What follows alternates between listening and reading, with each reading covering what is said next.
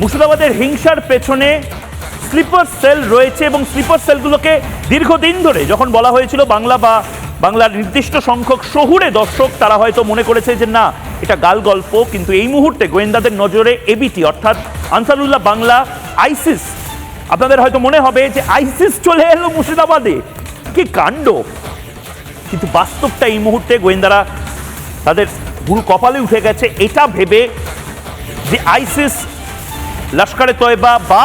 আনসারুল্লাহ বাংলা তাদের sleeper sell এখানে রেখেছিল, কিন্তু হিংসার মাস্টার মাইন্ড কে এটা এখনো বোঝা যাচ্ছে না। তার কারণ একজন ছায়া মানুষ নয়, একাধিক ছায়া মানুষ, তারা মধ্যপ্রাচ্য হোক, পাকিস্তান বা বাংলাদেশ থেকে হোক, ভিপিএন এর মাধ্যমে এগুলোকে সংগঠিত করেছে এবং এখানে এসে নির্দিষ্টভাবে কিছু ধর্মীয় সভা করা হয়েছে বাংলাদেশের লাগোয়া জেলা মুর্শিদাবাদ, সেখানে নির্দিষ্টভাবে টাকা বিতরণ করা হয়েছে, হাওয়ালার মাধ্যমে টাকা এসেছে, পাথর ছোড়ার জন্য টাকা এসেছে এবং সবচেয়ে বড় যে অস্ত্র, দীপাঞ্জন চক্রবর্তী,